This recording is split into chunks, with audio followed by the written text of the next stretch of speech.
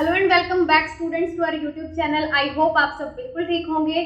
आज की इस वीडियो के अंदर हम लोग डिस्कस करेंगे ट्रांसमिशन मीडिया के सेकंड टाइप यानी कि अनगाइडेड मीडिया यानी कि अनबाउंडेड मीडिया को आज इस वीडियो के अंदर हम लोग डिस्कस करेंगे। अनबाउंडेड जैसे मैं पहले बता चुकी हूँ, अनबाउंडेड या अनगाइडेड मीडिया क्या होता है? जिसके अंदर वायरलेस मीडियम होता है, बिना वायर के कम्युनिकेशन होती है, वो होता है अनगाइडेड मीडिया। तो बढ़ते हैं लेक्चर की तरफ। देखिए students, unguided transmission media it is also referred to as unguided transmission media को साथ में क्या बोला जाता है? वायरलेस या फिर अनबाउंडेड ट्रांसमिशन मीडिया। वायरलेस क्योंकि इसमें कोई वायर इस्तेमाल नहीं की जाती, अनबाउंडेड क्योंकि इसकी कोई बाउंडेशंस नहीं होती। एक वायर की बाउंडेशंस होती है, वो उसी एरिया को कवर कर सकती है, लेकिन वायरलेस की कोई बाउंडेशन नहीं होती, कहीं पर भी आप उसको लगा सकते हो। No physical medium is required for the transmission of electromagnetic signal। इसमें कोई फिजिकल मीडियम की जरूरत नहीं पड़ती इलेक्ट्रोमैग्नेटिक सिग्नल्स को एक जगह से दूसरी जगह भेजने के लिए। Features of wireless media, wireless भी बोल सकते हो आप इसको। इसके फीचर्स क्या होते हैं, क्या विशेषता होती है इसकी? The signal is broadcasted through air. Signal किसके थ्रू ब्रॉडकास्ट होगा? एयर के थ्रू, हवा के थ्रू सिग्नल को ब्रॉडकास्ट किया जाएगा। लेस सिक्योर, लेकिन आप लोगों को पता भी होगा कोई भी चीज अगर एयर के थ्रू है तो यानी कि उसकी सिक्योरिटी बहुत कम है। मैंने पहले भी बताया था जिस दिन हमने आईओटी का पहला लेक्चर किया था कि कोई भी चीज अगर इंटरनेट से जुड़ी हुई है, यानी कि चीजें अगर हवा के थ्रू एक दूसरी जगह पे जाती हैं या आती हैं, तो वो सबसे ज्यादा चांसेस बढ़ जाते हैं उसकी हैकिंग के, क्योंकि वो बहुत कम सिक्योर होती है। तो इसीलिए ये लेस सिक्योर है। यूज फॉर लार्जर डिस्टेंस, लेकिन लार्ज डिस्टेंस में हम लोग करेंगे क्या? लार्जर डिस्टेंस के अंदर इसको यूज किया जाता है। तो ये क्या होती है? आप बोल सकते हो अनबाउंडेड, अनगाइडेड या फिर वायरलेस ट्रांसमिशन मीडिया। तो एक एक करके हम लोग इसके एग्जांपल्स करेंगे, मीडिया डिस्कस करेंगे। तो सबसे पहले आता है students, there are 3 types of signals. हम सिग्नल्स को डिस्कस करेंगे। ट्रांसमिशन के जो सिग्नल्स होते हैं 3 टाइप के होते हैं जो अनगाइडेड और वायरलेस मीडिया के अंदर आते हैं, और वो 3 सिग्नल होते कौन से हैं? सबसे पहले आता है रेडियो वेव्स। आपने नाम सुने होंगे इनके, रेडियो वेव्स।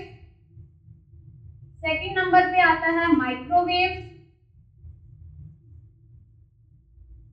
थर्ड नंबर पे आता है इंफ्रारेड वेव्स।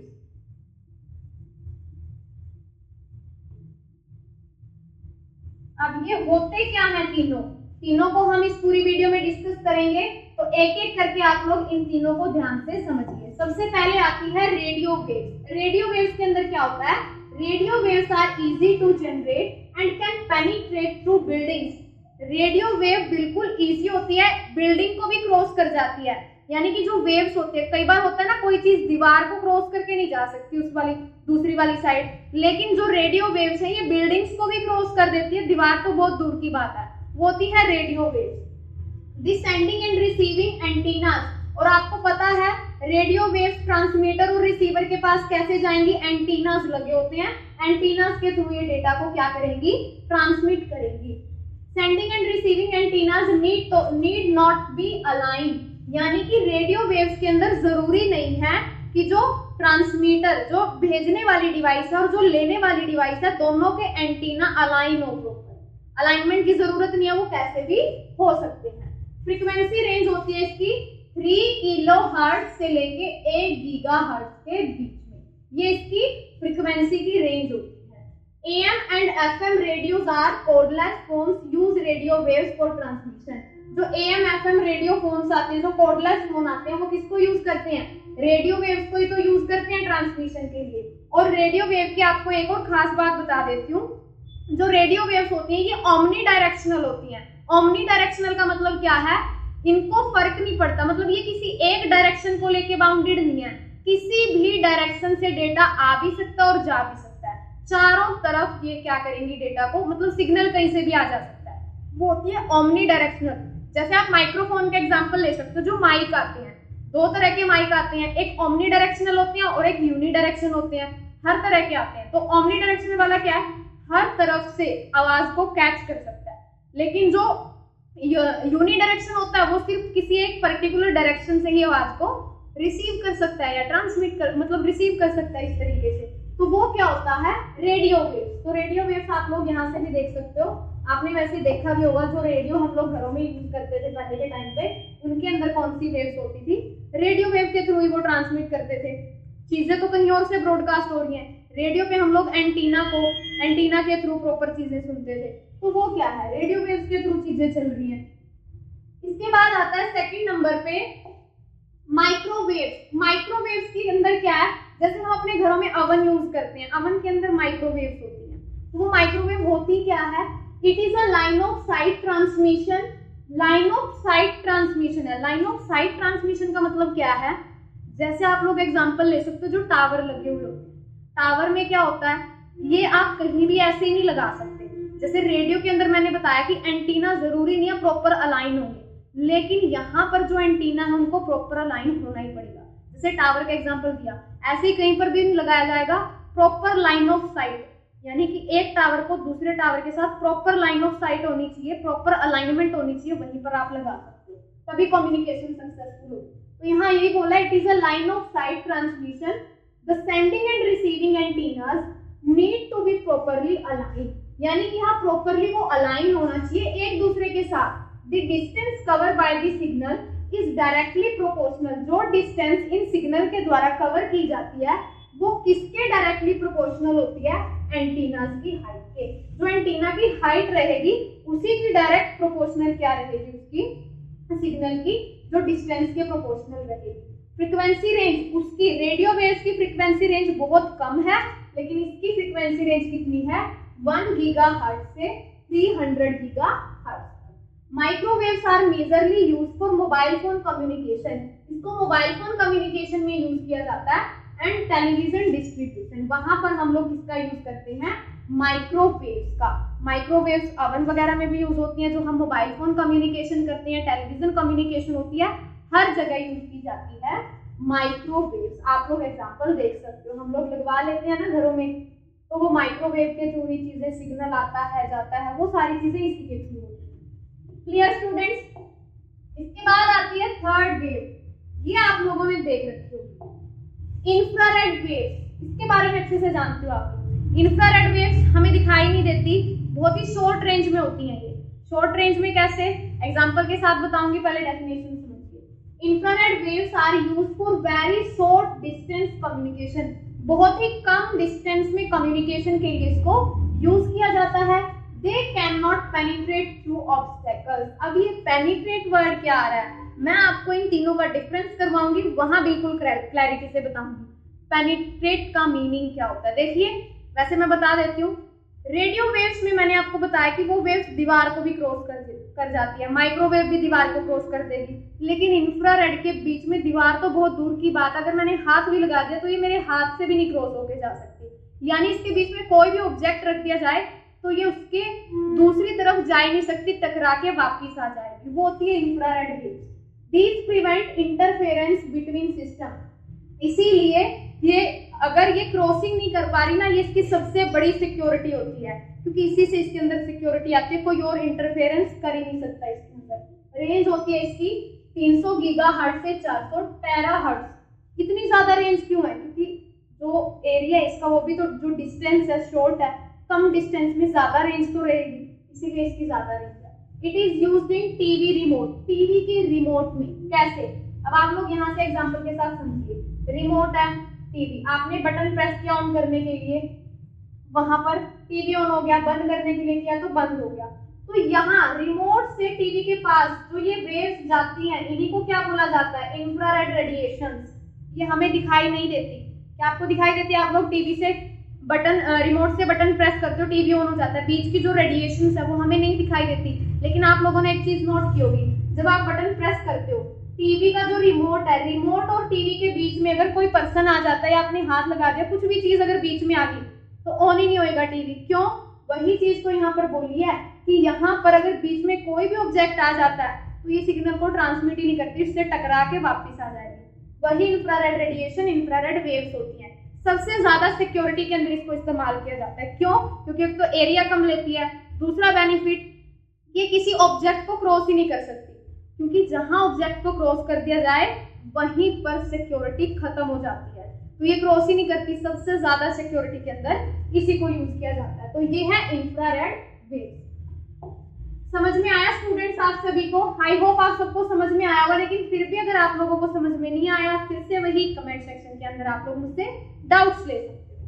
तो अब मैं आप लोगों को बताती हूँ इन तीनों वेव्स का डिफरेंस। जो अभी हमने तीनों वेव्स करी, इनका डिफरेंस क्या है, ध्यान से समझिएगा students. Radio wave, microwave, infrared wave. सबसे पहले आती है रेडियो वेव। डायरेक्शन मैंने अभी बताया था थोड़ी देर पहले, these are omnidirectional in nature. ये ओमनी डायरेक्शनल होती हैं, यानी कि रेडियो वेव्स के अंदर क्या होता है, किसी भी डायरेक्शन से सिग्नल आ जा सकता है, वो होती है ओमनी डायरेक्शनल। लेकिन माइक्रोवेव और इंफ्रारेड वेव कैसी होती हैं, यूनी डायरेक्शनल, एक ही डायरेक्शन में। अब आप टीवी का एग्जांपल ले लो, इंफ्रारेड के अंदर एक ही डायरेक्शन में दोगे ना रिमोट के साथ, या फिर रिमोट मेरी तरफ कर दो, टीवी उधर रखा अपनी तरफ रिमोट करके बटन प्रेस करो, ऐसे थोड़ी होगा। यूनी डायरेक्शन फिक्स है एक ही डायरेक्शन के अंदर, वो होती है इंफ्रारेड और माइक्रोवेव। पेनिट्रेशन अभी थोड़ी देर पहले किया था। रेडियो वेव्स के अंदर क्या बोला, at low frequency they can penetrate through solid object.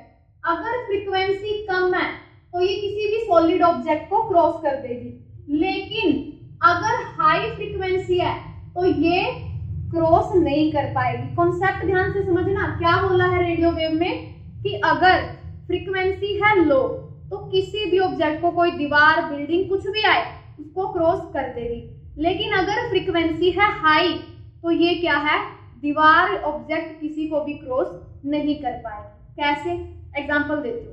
जैसे सपोज करो आप लोग म्यूजिक सुन रहे हो और म्यूजिक का बेस बहुत ज्यादा आपने कर रखा है। अगर बेस ज्यादा है तो फ्रीक्वेंसी कैसी है, फ्रीक्वेंसी उस टाइम पे बेस जब हाई है वहां पर लो फ्रीक्वेंसी है, और फ्रीक्वेंसी जब कम होती है उसकी वेवलेंथ हाई होती है। फ्रीक्वेंसी कम होती है तो वेवलेंथ हाई होती है। तो आप लोग सपोज करो इस रूम के अंदर हमने क्या लगा रखा है, हम म्यूजिक सुन रहे हो, बेस बहुत ज्यादा बढ़ा रखा है। अगर आप इस रूम से दूसरे रूम में जाओगे तो दूसरे रूम में म्यूजिक भले ही ना सुनाई दे आपको, लेकिन वो बेस की आवाज आपको जरूर सुनाई देगी, क्योंकि वही क्या होती है, वो इसका एक एग्जाम्पल है। बेस सुनाई देता है कि नहीं देता, तो वही इसका एग्जाम्पल है। लेकिन दूसरा एग्जाम्पल ले लो, जैसे ये तो मैंने एग्जाम्पल दिया लो फ्रीक्वेंसी का, जहाँ वेवलेंथ हाई है क्योंकि बेस हाई था वहां पे। दूसरा एग्जाम्पल लो कि अगर जहां पर फ्रीक्वेंसी हाई है वहां पर ये ऑब्जेक्ट को क्रॉस नहीं कर पाएगी। एग्जाम्पल देखो, जैसे कि आप छत पे खड़े हो, बालकनी में खड़े हो, और क्या है, पक्षियों की आवाज आ रही है चहचहाने की, पक्षी वहां पर क्या है, चहचहाट आ रही है उनकी।